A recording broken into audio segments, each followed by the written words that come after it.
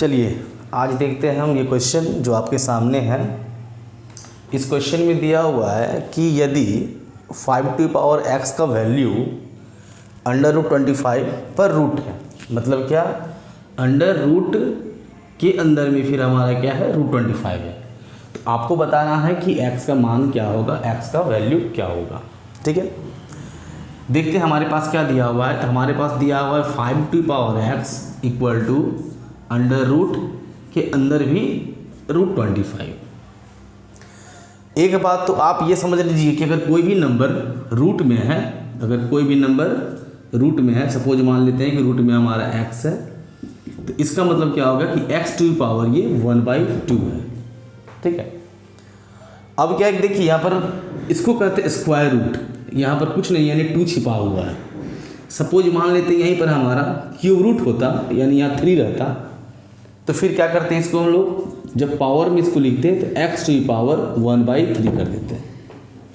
ठीक है, अगर मान लेते हैं इसी तरह से x में हमारा रूट में 5 रहता, तो इसको हम लोग क्या करते हैं, तो x⁴ 1/5 कर देते हैं। मेरा कहने का मतलब है कि जो भी रूट में आपका नंबर होगा वो नंबर जब पावर में जाएगा तो वो रेसिप्रोकल हो जाएगा, मतलब वो पलट जाएगा। जैसे 2 अकेले है, 2 अकेले है, 2 के नीचे कुछ नहीं है, मतलब कि 1 है, इसको पलट देंगे तो ये 1/2 कहलाएगा। 3 अकेले है, 3 के नीचे कुछ नहीं है, मतलब 1 है, इसको पलट देंगे तो ये 1/3 हो जाएगा। क्लियर है? तो अब यहाँ पर क्या देखना है कि हमारे पास LHS की तरफ में 5⁴x है, RHS में 25 है। अगर हम 25 को तोड़ेंगे तो 25 को हम प्राइम फैक्टर में 5 × 5 कह सकते हैं, यानी 5 का स्क्वायर। 5 को 2 बार गुना करेंगे तो 25 आएगा। अब देखिए यहाँ पर ये हमारा हो गया 5⁴x इक्वल टू, ये रूट को छोड़ देते हैं, ठीक है, और ये 25 पर जो रूट लगा हुआ है सर, इस 25 के रूट को हम लोग 1/2 कर देते हैं, जो कि अभी आपको बताए हैं। क्लियर है? अभी जो 25 हमारा रूट के अंदर में था, इसको क्या कर दिए हम लोग, पावर 1/2 कर दिए। अभी आपको हम बताएं 25 का प्राइम फैक्टर क्या होता है, तो 5 × 5 यानी 5 का 2 बार गुना। 5 का 2 बार गुना होगा तो क्या लिखेंगे हम लोग यहाँ पर, रूट के अंदर में ये 25 को लिखेंगे 5 का स्क्वायर। 5 का 2 बार गुना होगा ना, तो 5 का क्या हो जाएगा, स्क्वायर हो जाएगा। अब इस पर पावर लगा हुआ है 1/2, तो लिख दिए 1/2। अब एक्सपोनेंट का लॉ हमको कहता है कि अगर कोई भी आपके पास में एक नंबर है, उस पर पावर अगर m है और उस पर भी पावर अगर हमारा n है, मतलब क्या कि पावर पर पावर अगर आपके पास में है तो आप पावर को मल्टीप्लाई कर दीजिएगा। जैसे क्या हो जाएगा, ये x⁴ m और n दोनों गुना हो जाएगा।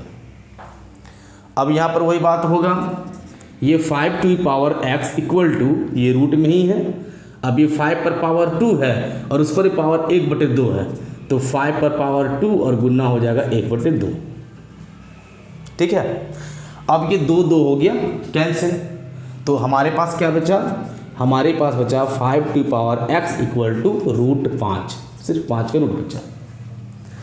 ऐसे क्वेश्चन में हमको ये ध्यान देना है कि LHS की तरफ में जो हमारा बेस होगा वही बेस RHS में होना चाहिए। अगर बेस इक्वल हो गया तो पावर को इक्वल लेके हम आंसर लिख देंगे।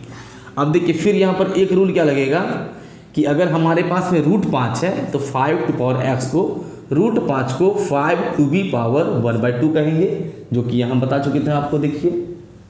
ठीक है, अब देखिए LHS में बेस हमारा 5 है, RHS में बेस हमारा 5 है, यानी कि पावर क्या हो जाएगा हमारा सर, इक्वल हो जाएगा।